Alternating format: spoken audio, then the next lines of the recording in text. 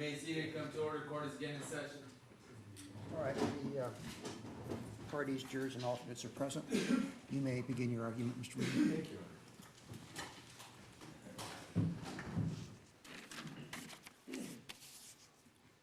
Ladies and gentlemen, good afternoon. I assume that you've all figured out by now that this part of the trial is closing argument. And as the judge told you yesterday, nothing that the lawyers say when we're dealing and talking directly to the jury is evidence and should not be accepted by you as such. I've actually had jurors come up to me after trial and ask me, why is there a closing argument? We've all heard the same evidence. We've all heard the same testimony. And then we still have to go in and deliberate. And that's true. None of this takes the place of your duty to go in and deliberate on the case. So the question is, why do we have closing argument? I used to tell jurors that it's because lawyers think they get paid by the word, but that's not true anymore. The reason is that we try, and this used to be called summing up, and in summing up, we did kind of give you our brief thoughts on what is important about the case. When I heard Mr. Nardoni this morning say that we've been here 5 months, I went, wow, it's like a blur. It really has been 5 months. We're in August. It's hard to believe. And what's also hard to believe is we've had almost 100 witnesses testify in this case. And the bottom line is true. We've all heard the same testimony. We've all heard the same evidence. We've all taken notes. And I'm going to be reviewing a part of the evidence that deals with the mental health experts that testified. If I say something that you say that's not what they said, it's not intentional on my part. I'm going by my notes and my recollection. You go by your notes and your recollection. If you think I'm saying something that is wrong, just disregard it. And you go by what you have in your notes. On the other hand, we have to kind of explain the purpose of mental health evidence, because it's not something that we see in a lot of trials or most trials. Anyway, let's see where we go, and I don't expect it to take that long, but that's what Mr. Nardoni told me this morning when he started. We've had 3 mental health experts testify in this case, Dr. Budding, Dr. Shug, and Dr. Castellano. Dr. Budding is a neuropsychologist. She was brought into the case only because she was the one who was qualified to do the mental health and neurological testing. And that's what she testified to, was the testing that she gave to Mr. Gargiulo and the results of that testing. And in addition, that testing included effort and included malingering. So she gave tests on all of those subjects, and it was over, I think, a 3 or 4 day period that she gave tests at the Men's Central Jail. Dr. Shug testified, and we all know what he did. He had a problem with seeing Mr. Gargiulo. I'm sorry he didn't try more. I think it may have worked out differently had he been a little more perseverance. But the bottom line is, he told you the people that he interviewed. He told you the documents that he interviewed or that he reviewed. He told you that he reviewed Dr. Budding's report and he reviewed Dr. Castellano's report. Dr. Shug came up with a diagnosis of antisocial personality disorder. This is a mental health disorder that is listed in the DSM-5. So it is a mental health problem.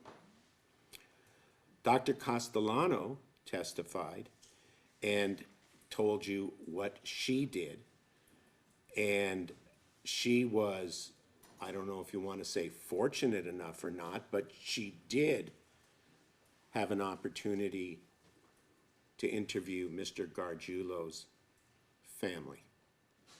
And she testified regarding the nature of that information. She also testified that in attempting to get them here to come to court, she was not so lucky. And that's why you haven't heard from them. They don't want to come here and tell you the trauma that they inflicted on Mr. Gargiulo as a child. That's fine. I think it's interesting, Dr. Shug indicated in his testimony that he accepted the horrific childhood trauma that was set forth in her report as part of his, diagnosis. So we could have had a situation where we have two mental health experts making a diagnosis, and one of them saying he has a mental disease or defect, and the other one saying he has no mental disease or defect. That isn't what we have here. We have two mental health experts, one of which says his diagnosis is antisocial personality disorder. The other, Dr. Castellano, says that it's dissociative identity disorder. Why is this important? Why does it matter? Well, the requirements of the law that the court is going to read you and some of the jury instructions have already been shown to you or explained to you. But those requirements require that the person have a certain mental state, whether it's a specific intent to kill, or malice aforethought, or willful, deliberate, and premeditation. All of those things are mental states that an individual has to have for either second or first-degree murder. And if there's something about your mind or your mental state that makes it difficult or impossible for you to do that function in your brain, then the prosecution hasn't met its burden of proof. Because remember, for second-degree murder, you have to show that the murder is intentional and with malice aforethought. That's a second-degree murder. For first-degree murder, it has to be a specific intent to kill, has to have malice aforethought, has to be willful, deliberate, and premeditated. Those are all mental states. Those are things that have to be in your mind as the perpetrator before the act is committed, or you're not guilty of that charge. So this is why it's important, and this is why this information came in. The question is, one, who you believe, and the second, how does it affect your review of the evidence? Let me do this.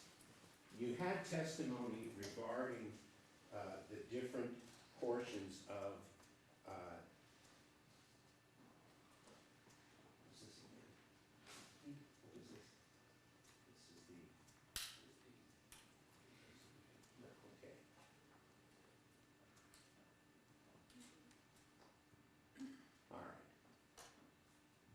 this is the DSM antisocial personality disorder.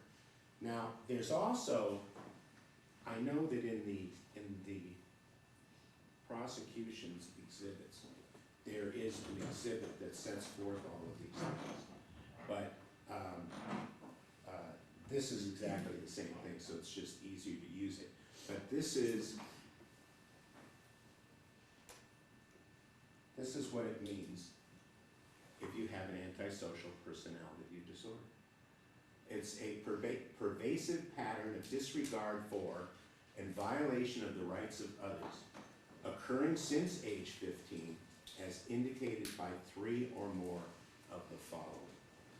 A failure to conform to social norms with respect to lawful behaviors, as indicated by repeatedly performing acts that are grounds for arrest. 2, deceitfulness, as indicated by repeated lying, use of aliases, or taunting others for personal profit, or pleasure. 3, impulsivity or failure to plan ahead. 4, inability and aggressiveness as indicated by repeated physical fights or assaults.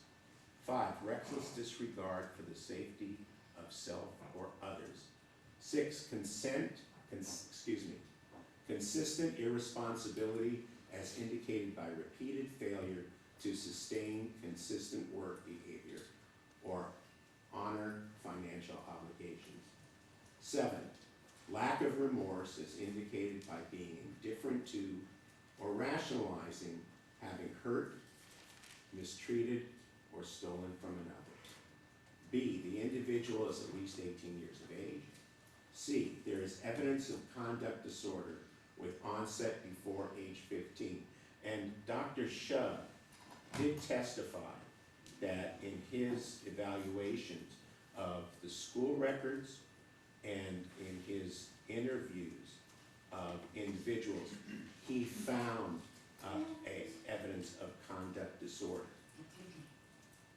And D is the occurrence of antisocial behavior is not exclusively during the course of schizophrenia or bipolar disorder.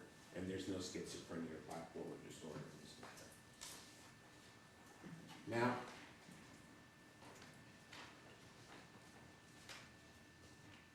under the DSM, there are diagnostic features. And again, this is in the DSM for antisocial personality disorder, which indicates a pattern of impulsivity may be manifested by a failure to plan ahead. Decisions are made on the spur of the moment without forethought and without consideration for the consequences to self or others.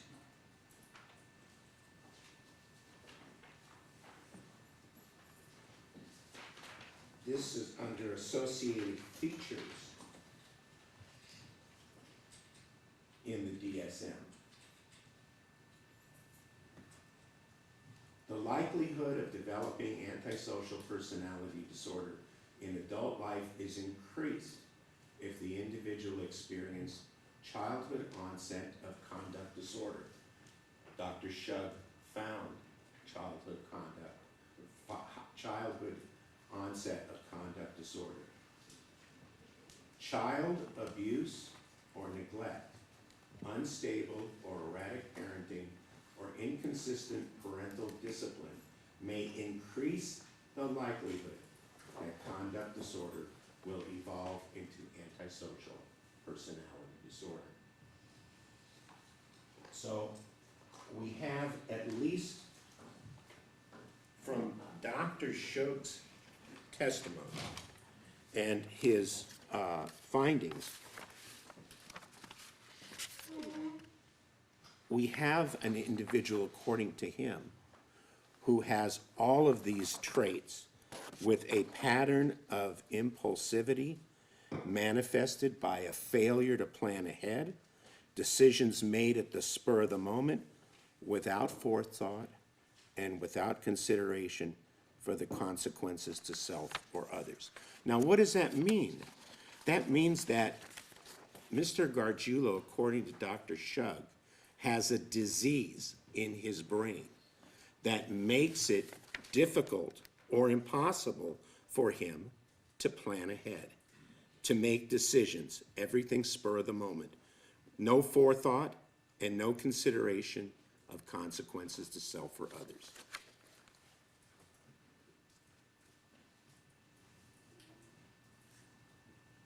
Now, Dr. Castellano indicated that she found a dissociative identity disorder. And again,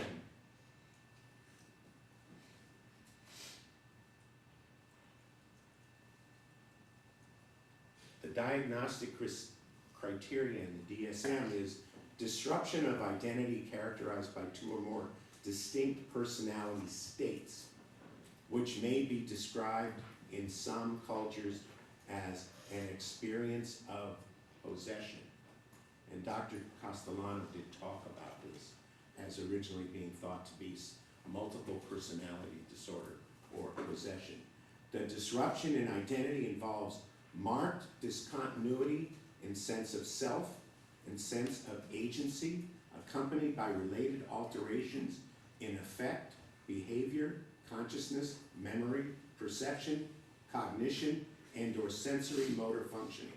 These signs and symptoms may be observed by others or reported by the individual. Now, what's interesting is it may be, says it may be noted or seen by others.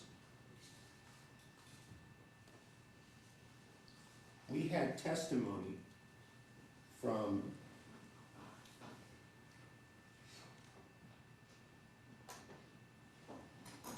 Officer Dunn. I'll just read it because it's too hard to see. This was his preliminary hearing testimony regarding something that occurred during the Perkins operation. And it's not on the tape because it wasn't anything that was said. It was conduct. And remember, during the Perkins operation, Mr. Gargiulo was being held in a cell that was very hot, very humid, close quarters, very uncomfortable. Both of the officers that testified said that they were sweating constantly.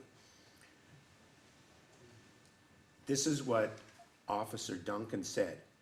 At one point, I was sitting on my bunk, and he, that's Mr. Gargiulo, was talking about something. And then he kind of stood up in the jail cell and began walking from the back, the wall with the window in it, towards the wall with the door on it, and the toilet area right in the middle of the room. And as he walked, he was kind of muttering. Excuse me, he was kind of talking and muttering. But he seemed to be, I don't know, kind of in his own little world there. His eyes looked like they were black. If you have ever seen a dead cat by the side of the road, they have that kind of ghoulish grin, a death grin. It was really strange. His mouth was pulled back in this really grotesque kind of a smile or grin. And as he slowly walked, I saw him with one hand reach out of him and in a very quick, crisp motions, almost in like a martial art motion, reach out as if he was grabbing around the face of somebody and pulling it to the side, and then with his other hand, he reached up holding something which I assumed was a knife and began a circular slicing motion about what would be, if that was a victim, the neck area. It was really a very strange spectacle. This is an observation made by a peace officer with no training and testified to at the preliminary examination. And nobody knew what he was talking about. Nobody knew that Officer Duncan had actually observed defendant in a dissociative state.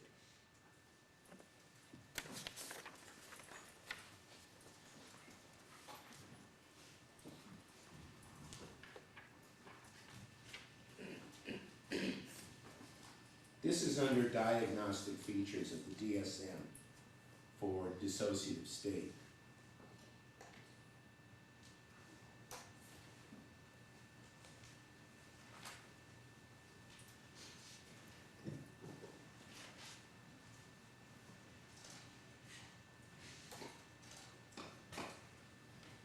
Dissociative fugues, wherein the person discovers disassociated travel, are common.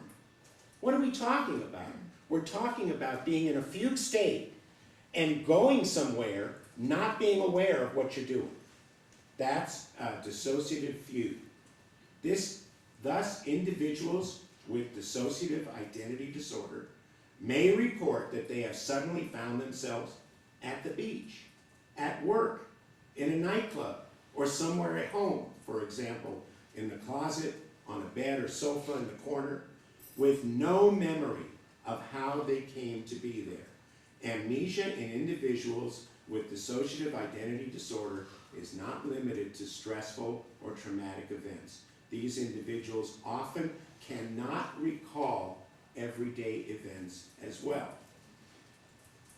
What is, I think, the most interesting is it is common for these individuals to minimize their amnesic symptoms.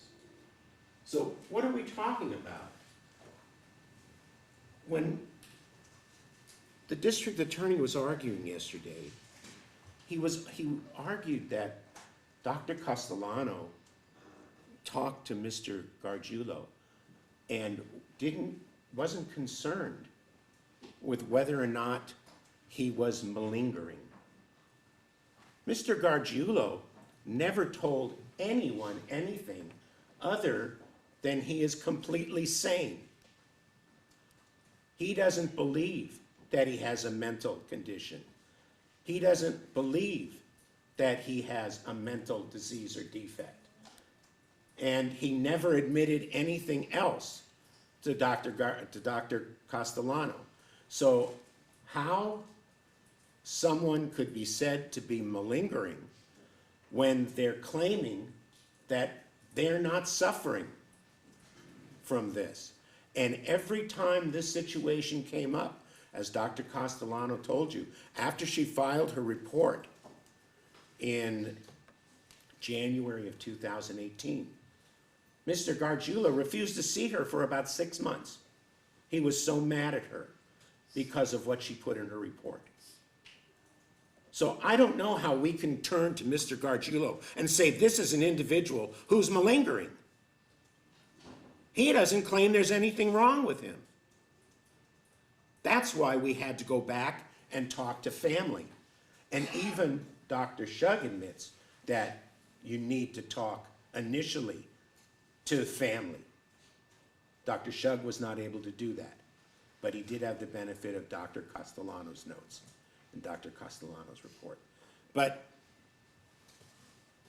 if you're suffering from this, and you're really suffering from this, you don't tell anybody you have this. You tell everybody you're fine.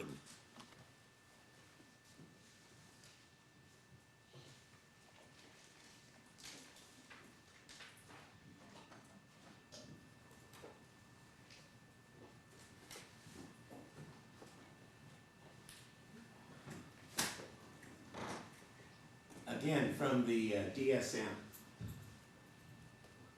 Many individuals with dissociative identity disorder report dissociative flashbacks during which they undergo a sensory reliving of a previous event as though it was occurring in the present, often with a change of identity, a partial or complete loss of contact with or disorientation to current reality during the flashback, and a subsequent amnesia for the content of the flashback. Individuals with the disorder typically report multiple types of interpersonal maltreatment during childhood and adulthood. Under development, dissociative identity disorder is associated with overwhelming experiences, traumatic events, and/or abuse occurring in childhood.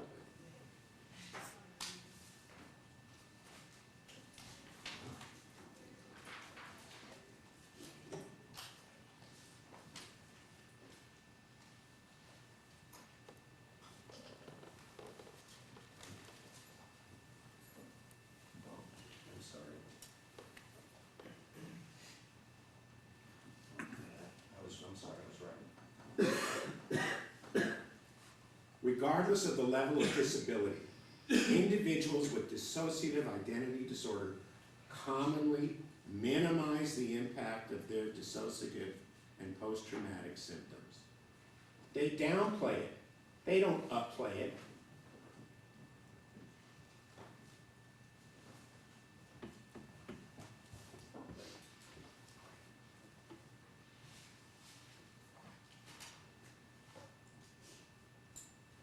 This is regarding malingering. Individuals who feign dissociative identity disorder do not report the subtle symptoms of intrusion characteristic of the disorder. Instead, they tend to over-report well-publicized symptoms of the disorder, such as dissociative amnesia, while underreporting less publicized comorbid symptoms such as depression. Individuals who feign dissociation identity disorder tend to be relatively undisturbed or may even seem to enjoy having the disorder. In contrast, individuals with genuine dissociative identity disorder tend to be ashamed of and overwhelmed by their symptoms and to underreport their symptoms or deny their condition. Sequential observation, corroborating history, and intensive psychometric and psychological assessment may be helpful in assessment. Individuals who malinger dissociative identity disorder usually create limited, stereotyped, alternate identities with feigned amnesia related to the events for which gain is sought. For example, they may present an all-good identity and an all-bad identity in hopes of gaining exculpation for a crime.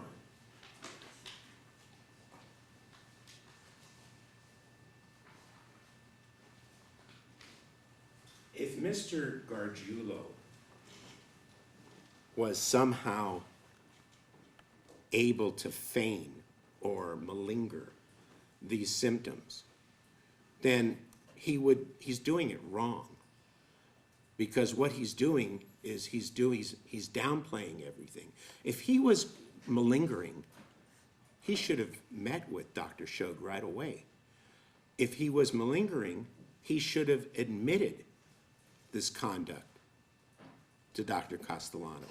But instead, he's upset if you claim he has it because he believes he does not.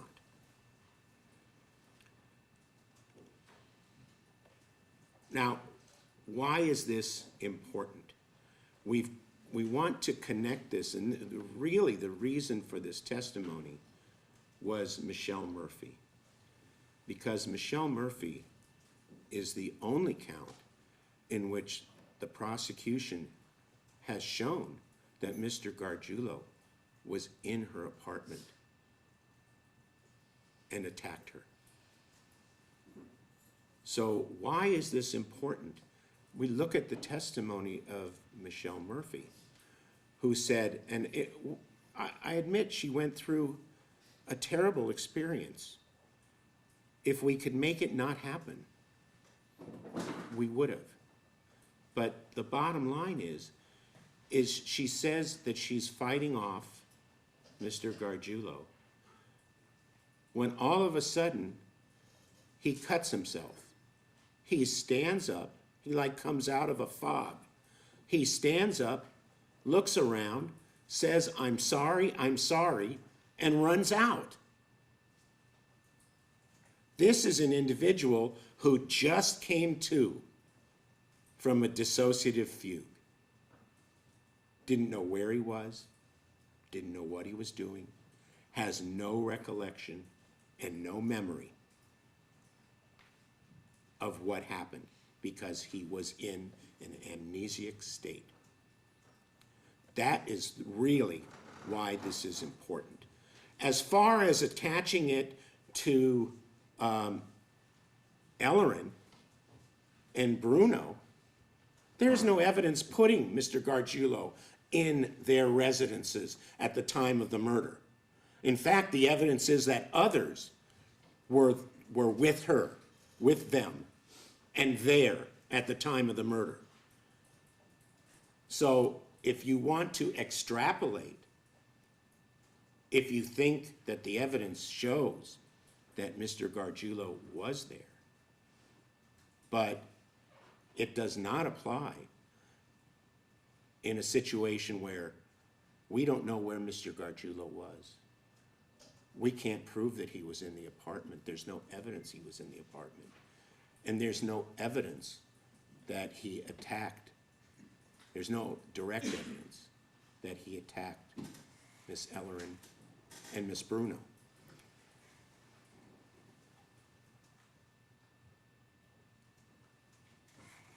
What I think is most interesting is that the attacks that occurred on counsel and on the expert witness in this case. And generally, what you say is if you can't attack the diagnosis, you attack the doctor. And the prosecution attacked Dr. Castellano on two areas. First, an incident that allegedly occurred at the jail in August of 2017. And the second, which includes me some way, we managed to get her a whole lot of money for not doing anything. And I would like to talk about that if I can briefly.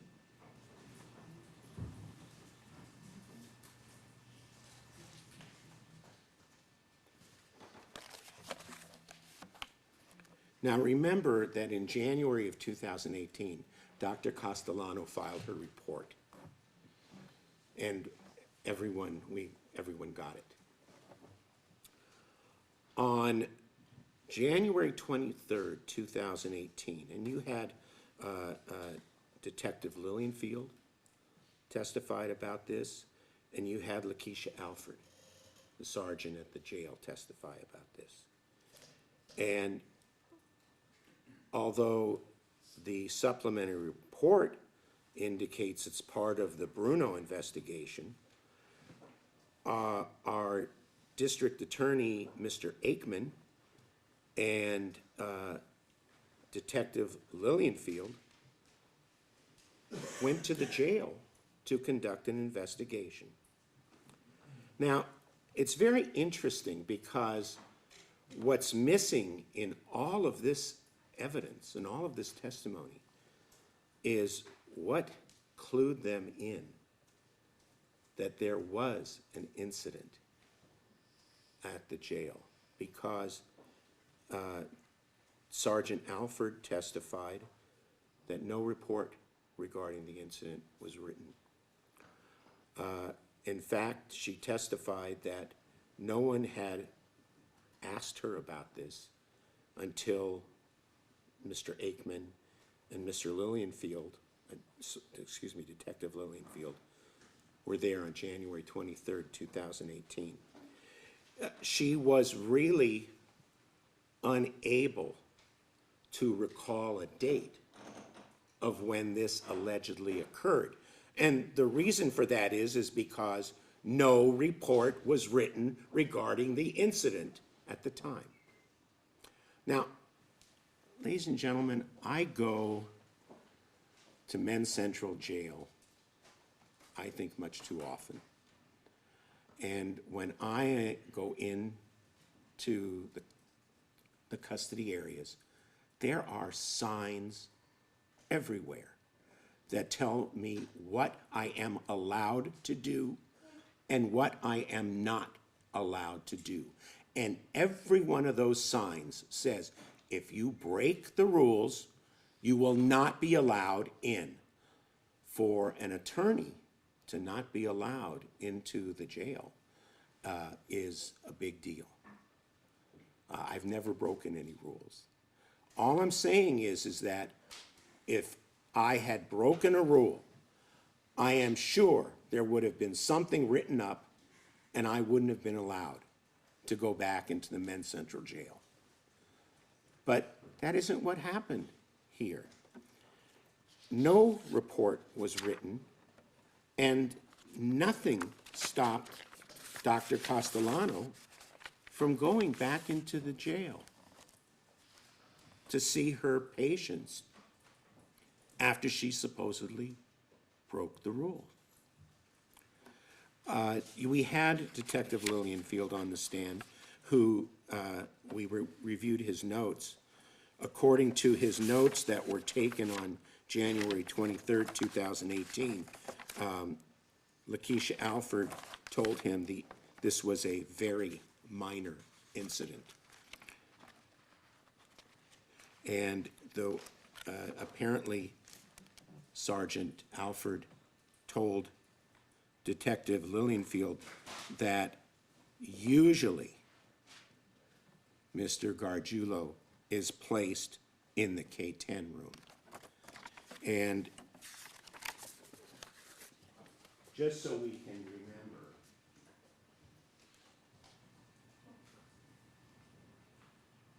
this is 6,000. This is the area where medical people are allowed to come in and have face-to-face meetings with inmates.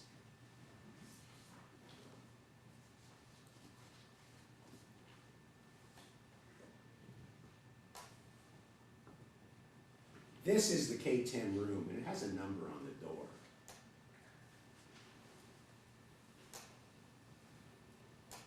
"6067, 6087. Need new glasses. This looks like 6067. This is the K10 room. You notice that there's an officer standing outside the window, and the sergeant said that normally there is an officer there when the room is occupied. This is the other room.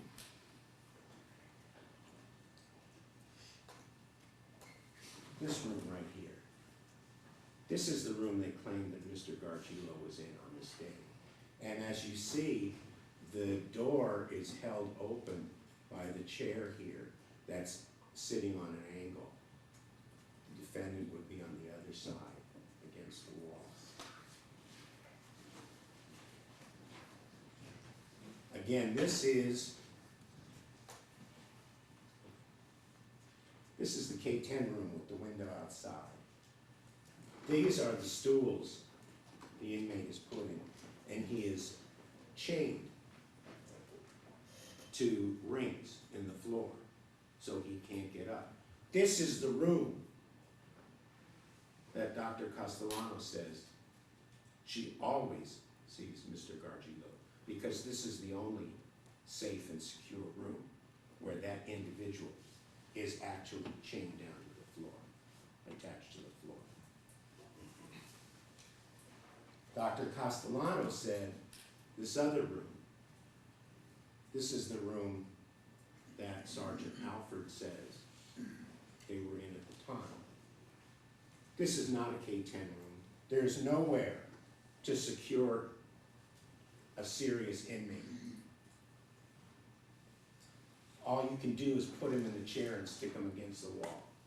And again, if you notice this, the chair on the other side of the table is facing towards the door because it's keeping that door open. And could you imagine trying to interview someone like this? It never happened.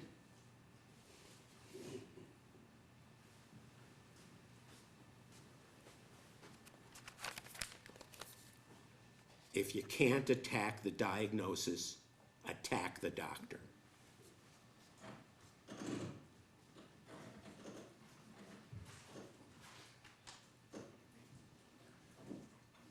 The court read this to you the other day. You know, it's easier if I read it to you than if I try to read it off the screen. The court took judicial notice of the 987.9 procedures. 987.9 of the Penal Code concerns how capital counsel in death penalty cases are allowed to get paid and to pay other staff that or other members of the team that they get appointed. So the judicial notice that was given to you, and this is proved, this is as if because the court took judicial notice, this is proved. Pursuant to state law and the procedures established by the Los Angeles Superior Court, in the trial of a capital case, an indigent defendant through defendant's counsel may request the court for funds for the specific payment of investigators, experts, and others for the preparation or presentation of the defense. The application for funds must be by affidavit. That means that I sign something under penalty of perjury. A formal written request from defense counsel and must specify what exactly the funds are for and that the funds are reasonably necessary for the preparation or presentation of the defense. That affidavit is made to the assistant supervising judge, criminal division. That means it's the assistant supervising judge is on the 13th floor of this building. And that's where I have to go. Upon receipt of an application, the judge reviews the request and conducts an in-chambers hearing with defense counsel. That means I have to go and I have to sit down in chambers with the judge and explain it to him. The judge then rules on the reasonableness of the request and, if satisfied that the funds are reasonable and necessary for the preparation or presentation of the defense, orders an appropriate amount of money to be dispersed to defendant's attorney. Defendant's attorney is required to maintain these funds in a trust account. In the Los Angeles Superior Court, the defendant's attorney must furnish the court with a complete accounting of all monies received and dispersed every 6 months. It's worse than doing your taxes. Every 6 months. I have no accounting background, and for the last 40 years, I have been doing accounting on death penalty cases. At the end of the case, any funds not expended must be returned to the Los Angeles County Auditor Controller. Those are the rules. So every dime that is expended in a capital case is expended after going through this procedure with the agreement and permission of the assistant supervising judge.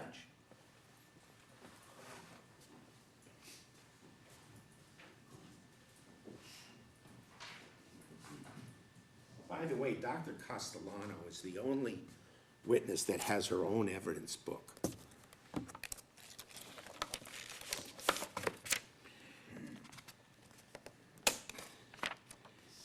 Exhibit, I'm sorry, what's the number of this? 285. This is Exhibit 285 and this is A.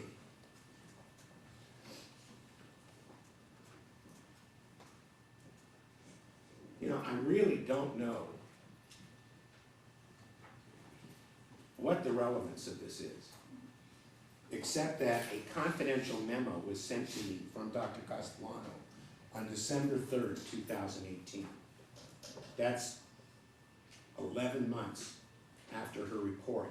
And remember, after her report, Mr. Gargiulo refused to see her.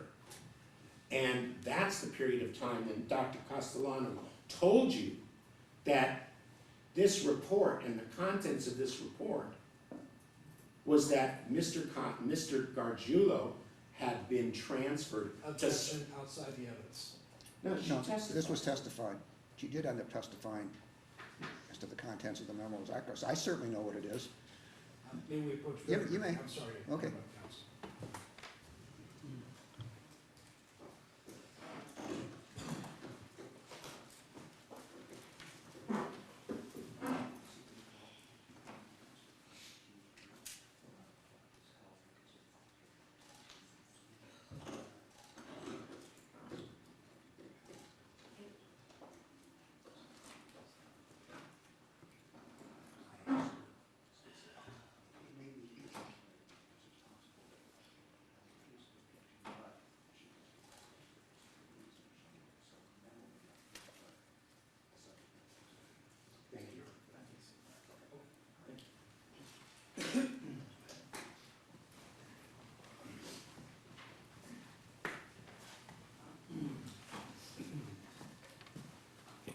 Dr. Castellano testified that she wrote me this memo because of the fact that the sheriff had put Mr. Gargiulo in solitary confinement, and that that was very bad for his mental and emotional state, and asking me if there was anything that I could do in order to get him moved to a K10 status instead of solitary confinement. Again, that's what Dr. Castellano testified to. I really don't understand why it's there. The second thing I wanted to talk to you about is what's marked as B and C. It's actually, this was a document dealing with the Capital Defense Team's,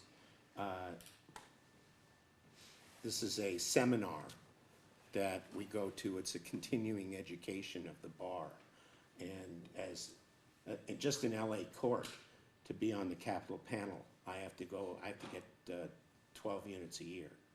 So this was February 14th through 17th, 2003.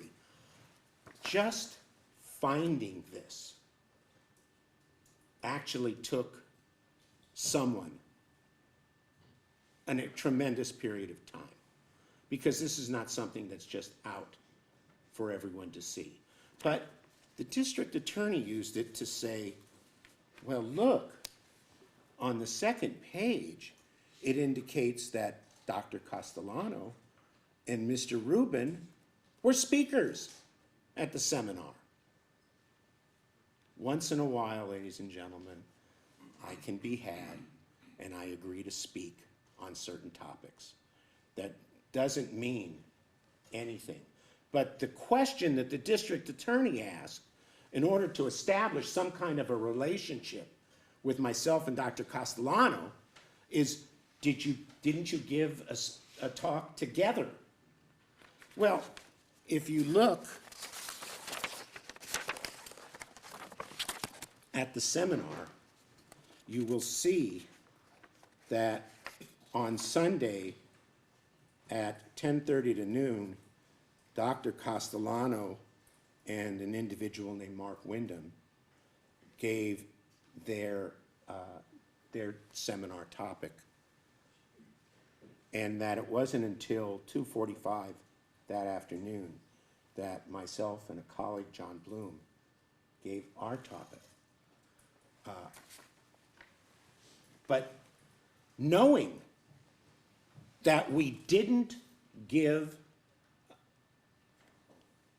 our speech together, the district attorney still asked her, didn't you and Mr. Rubin give a speech together? How can you do that?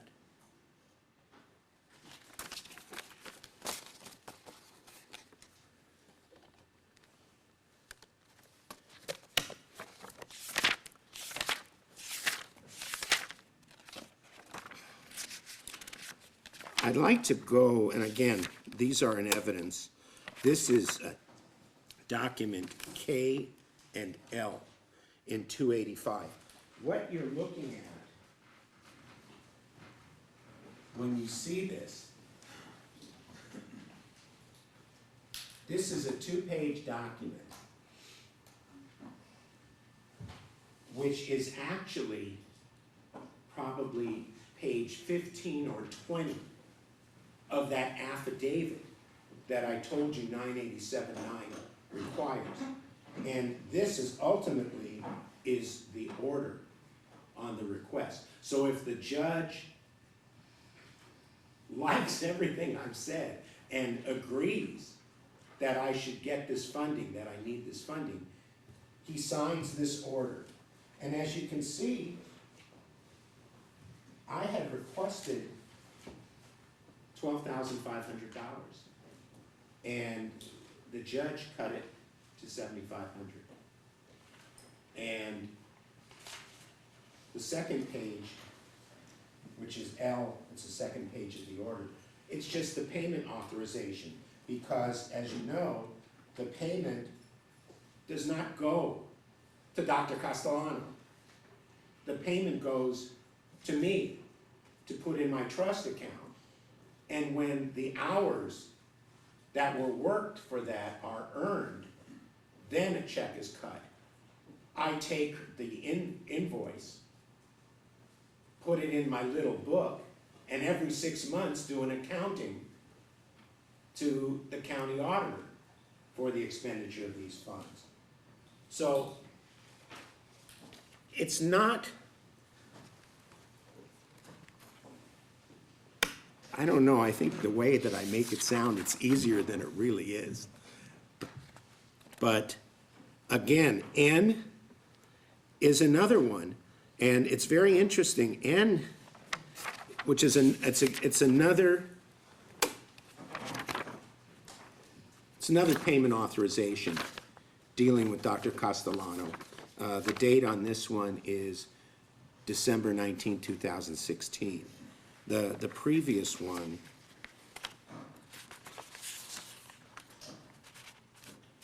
was May 18th, 2016. So that $7,500 lasted until around December, where we asked for more money. I think it's interesting, I may have made a math error, because I see that my request is for $79,655. And I see that the court actually ordered $80,555. So I don't know how that happened, but obviously my math was wrong somewhere, and the court actually ordered $80,655 or $555 on that. Now, again, when that check comes to my office from the county, it goes into a trust account, and that money stays there until it's earned. Now, what are we trying to do? Because that's an exceptional amount of money. So what are we trying to do? What I'm trying to do is keep from going back and doing this every couple of months. I have better things to do with my time in preparing this case for trial than to keep going back to the court and requesting dribs and drabs of funds. So I request the most amount of funds that I think I can verify and confirm. And then I don't have to go back. The money is there.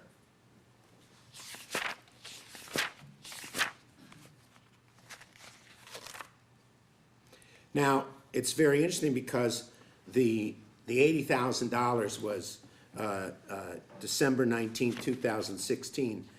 The next funding, which is August 2nd, 2017, is for $74,500.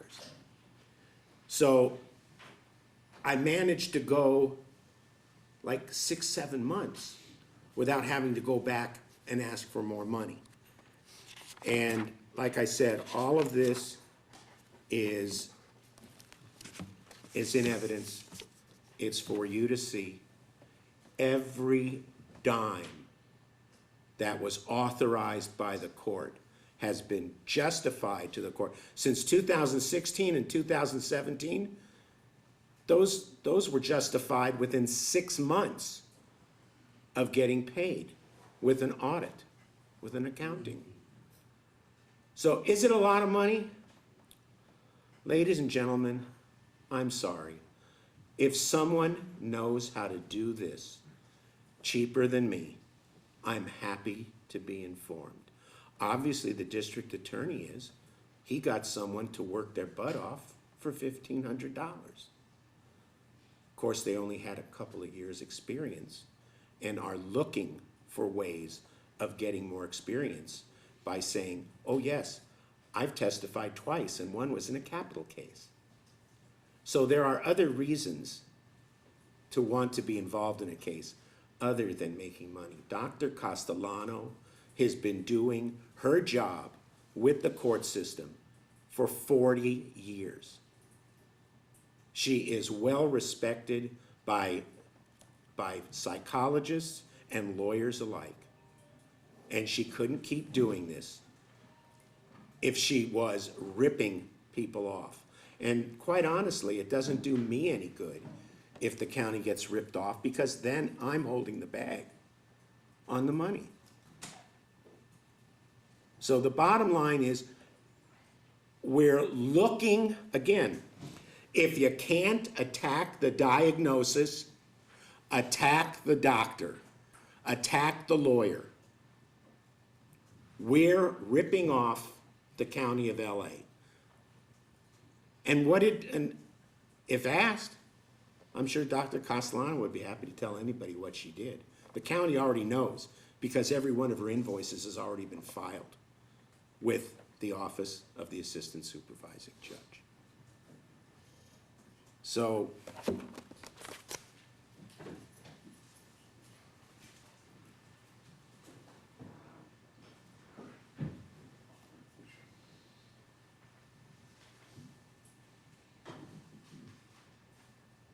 may I have a moment, John? You may. Okay.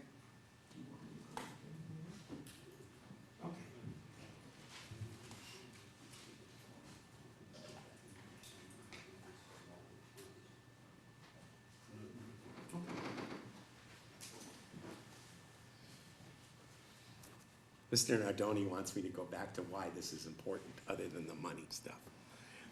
And again, I just want you to understand, the two experts that made diagnosis in this case are not that far apart. Both of them have diagnosed Mr. Gargiulo with a mental disease or disorder that affects his ability to plan, to think ahead, and to do something that way. In other words, he can't premeditate.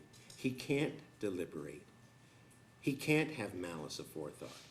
And the bottom line is that if it's dissociative identity disorder, then what happened with Michelle Murphy is probably a dissociative state. He has no clue how he got there. He has no understanding of where he is. In his dissociation, he's a little kid back fighting monsters in his home, in his family home. And that's where he is. And what does it do? It affects his ability to form premeditation, deliberation, malice aforethought, and the specific intent to kill. I'm almost done. I said 2. I was a little. I'm almost done. And I just want you to understand something, is that I'm going to go and I'm going to go back and sit over there. And because of the burden of proof that the district attorney has to prove each and every element of every charged offense beyond a reasonable doubt, because of that, they get the last word. And he gets to respond to everything that I've said. He gets to respond to everything that Mr. Nardoni has said. You don't know how hard it is to sit there and keep your mouth shut and say, why didn't I say this? Why didn't I say that? I have an answer to that, but I can't do it. But I want you all to understand something. This does not take the place of deliberation. This argument may give your deliberation a little bit of direction, but that's it. You have, as jurors, you have a duty to go in and deliberate on the evidence. And you have to go through the exhibits, you have to go through the jury instructions, and you have to talk about the testimony. So the bottom line is if something that the district attorney says in his close, you can sit there and say, well, wait a second, what would Mr. Rubin have said to that? How would he have responded to that? That's deliberation. That's what you're supposed to do.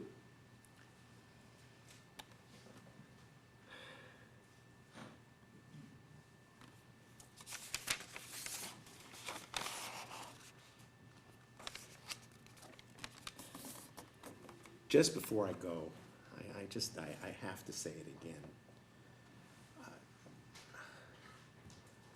This is my 43rd year practicing law. I did my first death penalty case in 1977. And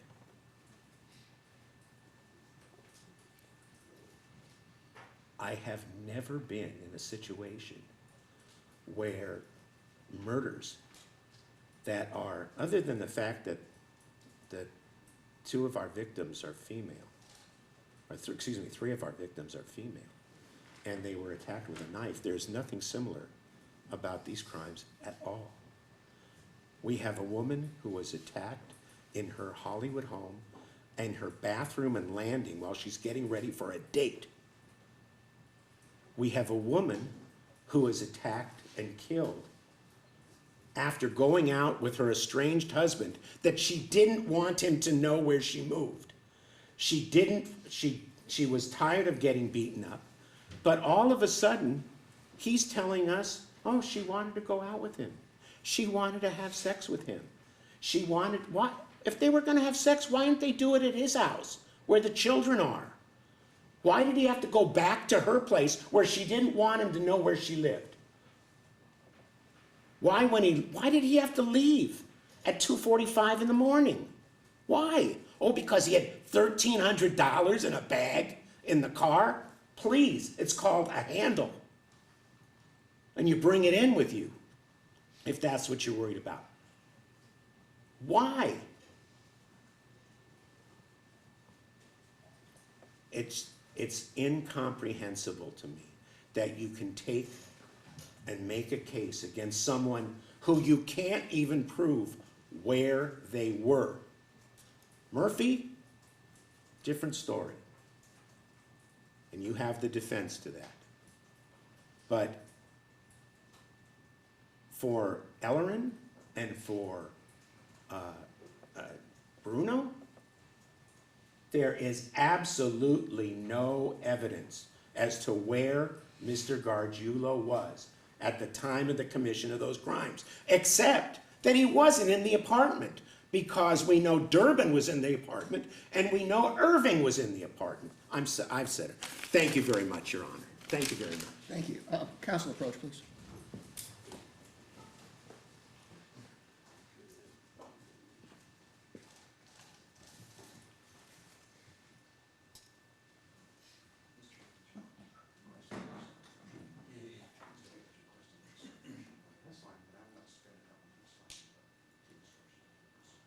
Yes, sir. Okay. All right, ladies and gentlemen, we're going to go ahead and break for the day. You'll hear the final argument from the district attorney tomorrow morning. Depending on what time in the morning he finishes, I'll either instruct you before noon, or when we come back at 1:30 tomorrow, I'll see how the day's going.